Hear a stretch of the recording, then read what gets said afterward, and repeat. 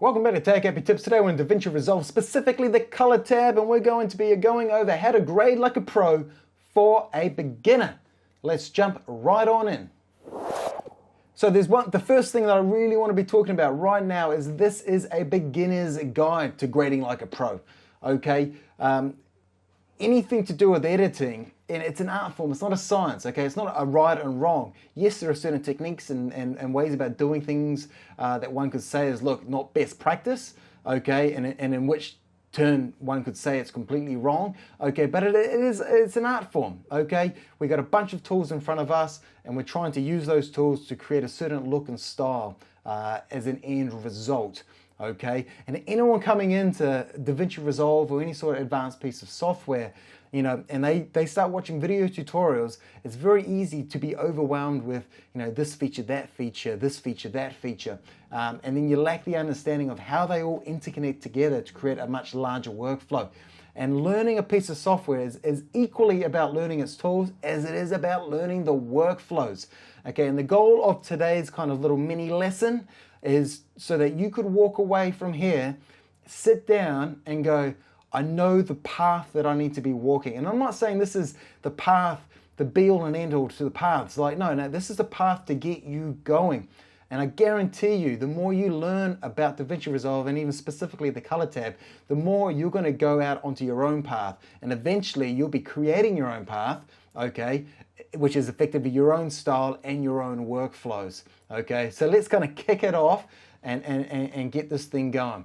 So the first thing is, we've imported some footage into DaVinci Resolve. We've done a gnarly edit here on the timeline, okay?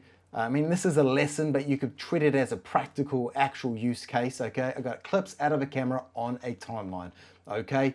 And this is out of an R5, using the color science of Canon Cinema Gamma with a gamma of the Canon Log 3. Now, if you don't know what those things are, that's okay, okay? I do have another tutorial, which is how to color manage for a beginner, okay? That in and of itself is a workflow. Even if you only use a single camera, and especially if you use multiple cameras in a setup, or will be, I definitely recommend going watching that. That workflow interconnects with this workflow. Learning both workflows overall will make you a better colorist, hands down, okay? But this is what it looks like straight out of camera. Dull, it's boring, etc. And your goal as a colorist is to make all of them look fun and exciting, interesting, captivating, but keep them balanced. They all need to be a part of the same scene, okay? If you're filming a movie, a documentary TV show, things are being filmed all over the show. You know, the beginning of the movie might be filmed effectively at the end of the production, vice versa, etc. Okay? So your goal as a colorist is to make all of these look the same. Let's get across to our first clip here. Now, the first thing you want to be doing as part of building out a workflow, a systematic workflow, is to get a base edit down. And the base edit really is your contrast, your pivot, your saturation, and your white balance. Okay, and what I'm about to show you is a very organic approach to that. So, I'm on top of my clip. I have it clipped, my clip selected down here on the timeline, and there is my node, okay? You've never worked in nodes before, don't worry, they work from left to right, okay? That's a very simple, don't overthink it for the time being.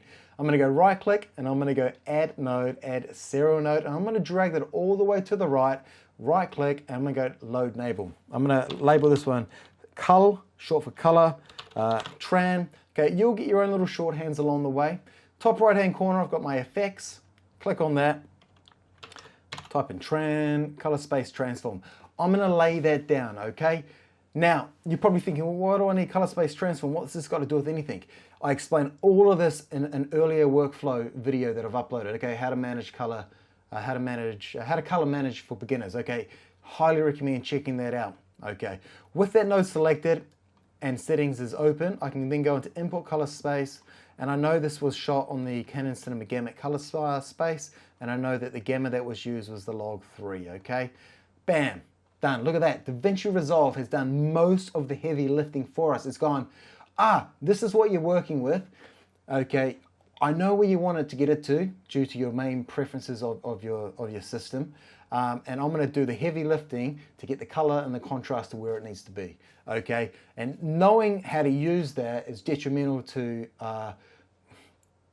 your speed as a video editor and colorist, as well as maintaining a high standard between all of your clips. Okay, going back to the first clip here, right click, add node, add serial node, right click, label, contrast, white balance, saturation. Okay, all little shorthands for myself to understand. Now I'm looking at this clip, I'm using a Rec 709 monitor that's color balanced to that with the Gamma 2.4. And I'm looking at it and I'm thinking my face, I mean, it's all right, you know, it's doable, but I'm finding that the skin tones are a bit too hot, and because of that, they're coming through as a little bit too desaturated, okay? I want ultimately my skin tones to kind of be the prominent focus of this video. It's a talking head video, so I want my skin tones to be the prominent focus. Not my shirt, not the background, not the teal light, not the orange light, not the chair, okay? I want my skin tones to be. So what I'm gonna do here is, and there's many ways you can do this, okay? I'm just leading you through the workflow, okay? I'm gonna go down to my color wheels, primary color wheels, go down to the left, and I'm gonna lift that up. So it looks something like that.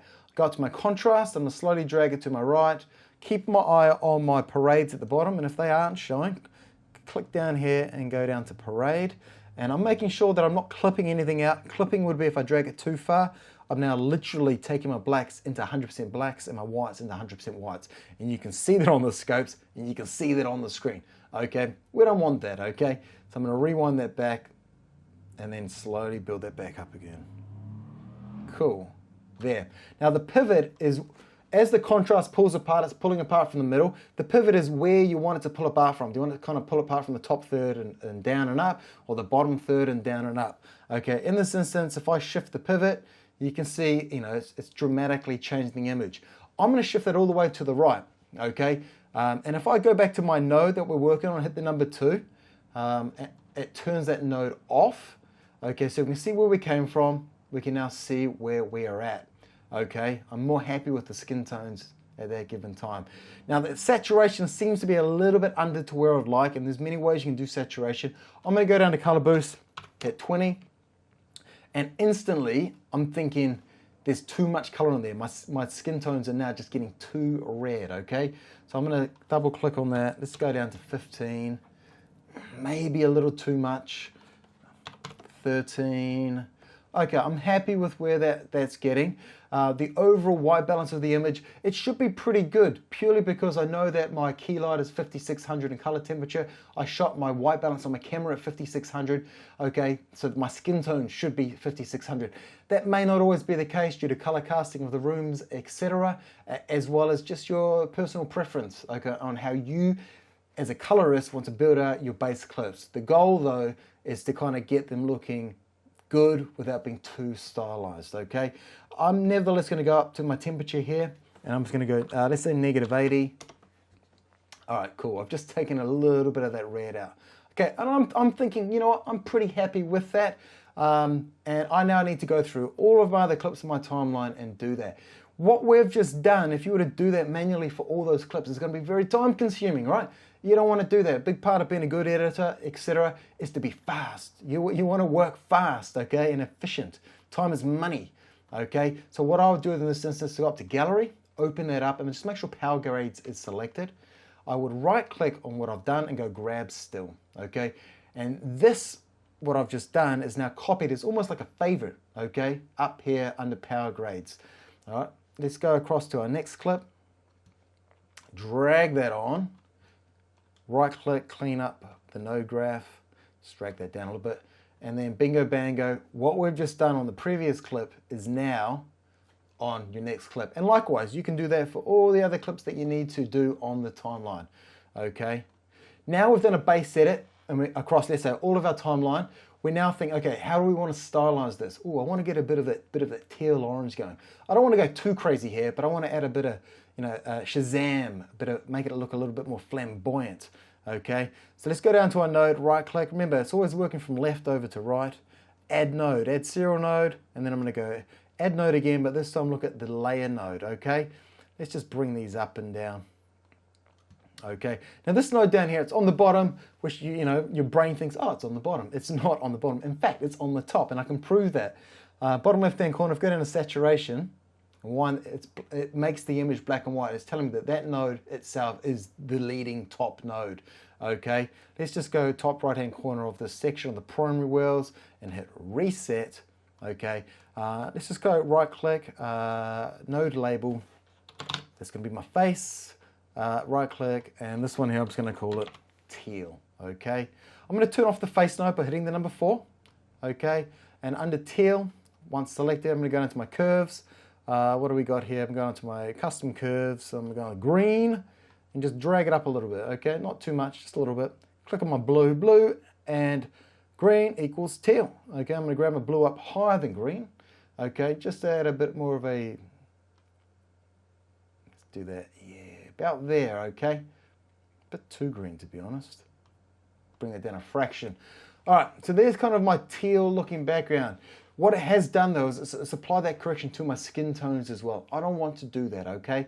I still want my skin tones to be the main focal point, and I want my skin tones in this correction to be balanced, correct, reflecting real life. Now, you don't have to. I mean, some movies don't do that, okay? Just know that, okay? It's a creative process, okay? For my talking head, as an example, I want it to be correct in this regards, okay? So I'm going to go down to my face node, turn that on, being the top node, it's obviously hidden all the other nodes, turn that one on. I'm going to go down to my qualifier, okay, and then before I even select anywhere, top left hand corner, I've got this little magic wand. If I select that, what it does is it only shows me the node that I'm working on. Very cool. Sometimes you only want to see what you're working on. Other times you want to see it with everything kind of connected together, okay? So my qualifier tool is still selected. I'm just going to draw, literally just going to over my forehead and nose. And it's going to try and select my skin as much as it can insofar as the hue, the saturation, and the luminance, okay? We now need to isolate my skin tones. How I go about doing that is I go down to the softness, drag it out, saturation, low softness, drag it a little bit, high softness, drag it a little bit, down to luminance, low softness, drag it, high softness, drag it, okay? Back to hue, drag that to the left, okay? And more into the red and purple tones, okay? I don't want to get rid of my face, okay? There we go. So I've done a relatively good job at now just isolating my face. If I kind of just zoom in using my color wheel here on my mouse, click and drag, okay, it looks digitalized, okay? It doesn't look smooth at all. We don't want that. We want this to look smooth. We don't want people to notice what's going on. So to smoothen that out, under the qualifier, over to the right under matte finesse, radial blur. I love the blurs, man. Let's just throw 200. Okay, it's probably a bit too smooth. Let's go 100. Yeah, probably even go a little bit less, to be honest. Let's do 80, okay? All right, I'm pretty happy with that. So my face is kind of showing through in the background where that orange light is showing through. Naturally, it's an orange light, okay? Your skin's got orange tones in it, okay? Top left-hand corner, let's turn off this little magic wand, known as the highlight. And what that's going to do, that's now going to reveal the face node on top of the teal node, but the face node is only showing us what we qualified, okay? Done. All right. And boom, there is our two-tone look, okay? Yes, we could play with a little bit more if we really wanted to, but in a fundamental sense, what we've done is we've done a base correction plus a bit of a stylize on that while maintaining the skin tones. Now, if we go back to the original, then back in the day when we edited that, it looked pretty good, to be honest. Let's go to a more stylized look that grew out of its base. Bam. That looks pretty cool, I have to say, okay? And likewise, we now need to take this and let's get real creative with it, okay? So I wouldn't probably recommend doing this. I'm gonna do it and I'm gonna explain the reasons why, okay? So I wanna take this edit of two tones, right click, grab a still, okay? Because power grade was selected, it's landed in power grades, okay? It's up here, no, it's down here, okay? If we go across to the edit, okay, the creative edit we now want to do, okay, and we throw that two tones into it, it works purely because both shots are in the same environment, same camera settings, everything is the same, okay? It's just, half an hour between recordings, but it's practically the same. Now, if you were to do that between shots of me in another room, outside, walking around, etc., the scene's different, okay? You can only do so much copy and pasting before you still got to go back in there and fine-tune the different nodes accordingly. In this instance, let's say I was in the kitchen explaining something, or in the lounge, whatever, doing my VR work. First thing I'd probably want to do here is reset my skin tone qualifiers, my face node, and then re-qualify for my skin tones, take a look. If I'm happy with it, move forward. If not, readjust the teal, maybe the exposure in that scene wasn't as good as the exposure in my talking head scene, etc. Okay, so yes, copy and pasting can save a lot of time, but at the same time, it's not, you got to think, sometimes you have to readjust, okay? Just know that, okay? Let's close the gallery window down.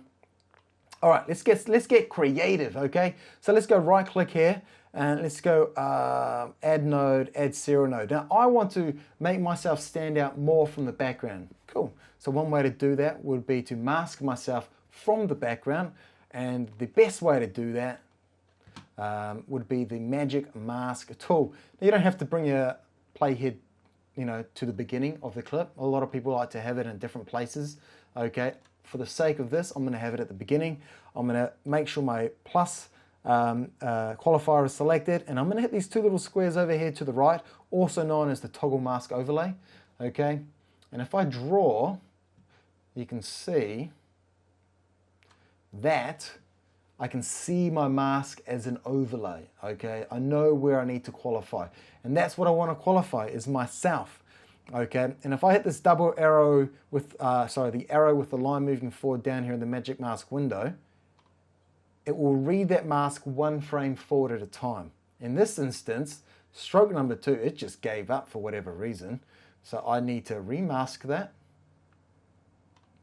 move it forward, remask that. See, look at this, it's got up here now. Hit the minus button, don't want that. Remask that. Move it forward, make sure you're plus, remask that. Now, as a pro, no, I'm not a pro colorist, okay? A pro colorist is someone who makes a living out of coloring, okay? If you're a pro colorist, though, you're going to be pedantic about this. You're going to make sure that the masks are correct. You're an artist, okay? And you're going to be judged at the highest of levels. You are the professional, okay? And you're going to be making sure that when you want to mask something, you're masking it the way you want to do that, okay? Now, for the sake of this tutorial lesson, etc., I've shown you how you can kind of mask as you go along, and you might think it's very tedious. Compared to where it was 10 years ago, it's not, okay? It's super fast. But if I hit this arrow now moving forward, it's just going to keep doing itself, okay? Keeping in mind, though, it's not masking my left shoulder there, okay? For the sake of this lesson, I'm going to forget about that, okay? I'm not trying to mask specifically my shirt. I'm masking to add a vignette. So, okay, so in this instance, it's not going to be too much of a big deal. But if I was trying to color mask my shirt, I would need to make sure that my shirt is properly masked for me to then change the color of my shirt. Okay, now that I've done the mask of myself, okay, and I can turn off the toggle the mask overlay back to where we were. Okay, I'm going to go up to the effects, which is already selected, plug in vignette, drag that across to my node and land it down there. Now the vignette's placed it inside of me. I don't want that, okay? Down here, back under your Magic Mask, over to your right, you've got your Invert Mask icon. If you select that, it takes the redness that was on me and places it on the background. The mask is now on the background, okay? And if we look at that, it's pretty horrific, okay? Definitely need to soften that up. Blur radius, let's throw a 300 on there. 300, that's what we want. Let's just quickly go on the bring back the toggle mask overlay. It's softened out those edges a lot, okay? Now, it still looks pretty horrific. Let's go back to there. Okay, that's purely because the vignette is so extreme at the moment. So let's bring up the softness on that. Let's bring up its size. Now, I only want to have a little bit of a vignette here. And let's bring the blend down, okay? Right down, okay? And if I hit the vignette effect and turn that on and off, okay, it just brings the outsides in, okay? It doesn't touch my face, but because it's darkening the background from the outside in, it's going to bring and draw some attention to my face. Okay, I'm happy with that. It looks fine. Okay, let's go down and add another node. What else can we do here? Okay, I want to bring more attention to my face just a little bit. Okay, so I'm going to add a little bit of a glow. No, glow doesn't necessarily always bring to your face. Let's go glow, add that in there. Okay, let's just bring the glow down. You can see dramatically, like it lifts it like a glow. This works really well if you've got cars, lights, sci-fi films, for example. It works really well with kind of making a glow effect. You can make the glow more horizontal if you want to, just so you know. You can also kind of bring out different colors, chromatic aberrations, things like that. But for the sake of this, keeping it simple, let's bring it up to there, okay? Let's go into the spread. I'm gonna really bring that out and go to my gain. I'm going to do a 0.15. Barely noticeable, right? Let's turn that off and on. Just brings up a little bit through my eyes and face, and anything that's kind of whiter in the scene will glow up just a bit more. It smooths it out, okay? All right, let's go afterglow. What else can we play with? Let's go into a node. Cool. Let's have a look here. Let's do sharpen, okay? Now you got a few different sharpens here. Sharpen edges is my favorite. Okay, I want it to only sharpen what's already in focus. I don't want to sharpen everything. Okay, everything would include like the noise and grain in the image. I don't want to do. I just want to try and have it focus as much as I can on the edges. Okay, I always find that the sharpen is a bit too much for my liking off the bat, and I prefer to bring that down to 1. Let's turn that off and on. Cool. Let's zoom in here. It's very delicate. I mean, my eyes, I don't want to zoom in my eyes, but it is what's in focus in the shot, okay? So let's just turn that off and on. Soft, bit sharper, okay? Back to fit. Done. And if you've noticed, I've got carried away. I mean, I'm not labeling these, man. And sharp, glow, right click. Like, you want to be labeling these as you go. Cool. What else can we play with? Let's go down to add a node, add a serial node. Let's do grain, eh? Film grain, make it more analog looking, okay? And you can like really ramp up the texture or change the texture. You can't see it when we do that, but it kind of changes the texture, okay? Let's just put that back to default. Let's put the grain size back to default. I'm quite happy with where they are. Let's add a bit of grain more so through the midtones as opposed to the darks and the lights, i.e. the skin tones. Let's kind of zoom in here. Cool. You can kind of see the grain. Let's turn that off and on. Bingo, bango. Let's bring that out. Let's go back to fit. Done. All right. So that is our creative edit now. Okay. It's about experimenting, playing with it. In fact, there's one more thing I want to do. Because you kind of add a few of these effects along the way, it might change your brightness, your darkness, your contrast, and things like that. So I just want to go right click, add node down here. My skin tones are a bit too bright, okay, for my liking. So I've got my final node selected, back to my primary color wheels. Gain is for highlights, just so you know. Gamma is for midtones, lift is for blacks. Under my gain, I'm just going to drop that just a couple notches, looking at my skin tones, also looking at the my scopes. Okay, now blacks seem to be clipping a little bit. Bring them up a fraction. Cool. I like a bit of contrast in my work. Done. Okay, and let's just turn that one off and on. Okay, it just kind of brings back, okay, the skin tones just a little bit there. And don't forget to label them. Right click, label node, labels, skin tone. Okay, done. Okay, so we've gone through what's coming in off the camera. We've done a base edit, and if you have many clips, you'd copy and paste that base edit across all of them just to get the ball rolling, okay? Use that color transformation tool, understand it. Don't forget to do it, that other video lesson explaining that. To do the heavy lifting, you want to be fast, okay, in what you're doing. Time is money, okay? Time is freedom, okay? Time is luxury as well.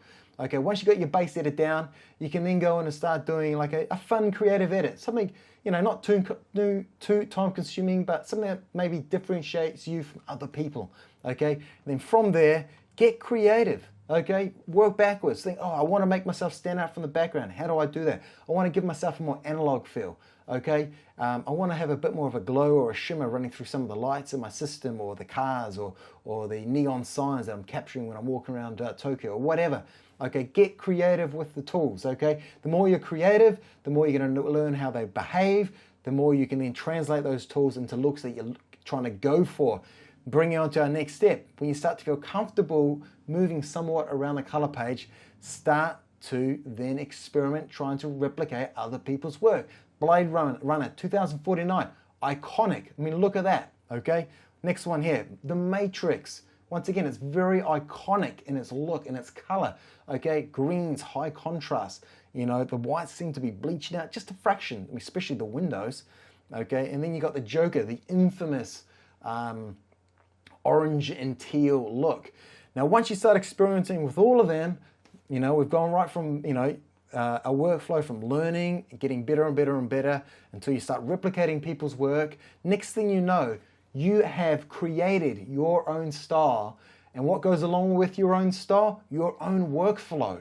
Okay, so getting us back right to the beginning here, the purpose of this beginner's guide is to get you moving in a direction, not because I want you to stay stuck to the road that I've just spoken about, but to give you a path to follow to begin with. And then over time, you will literally create your own path. Okay, you will become your own colorist. Anyway, I'm Tag Happy Tips. I hope you have enjoyed that little mini lesson guide on little ways in which you can interact with the different tools in the color page, as well as overarching workflow in the direction that you can move towards. If you do like that, don't forget to like, comment, subscribe, and hopefully I'll see you next time. I'm Tag Happy Tips. Catch ya.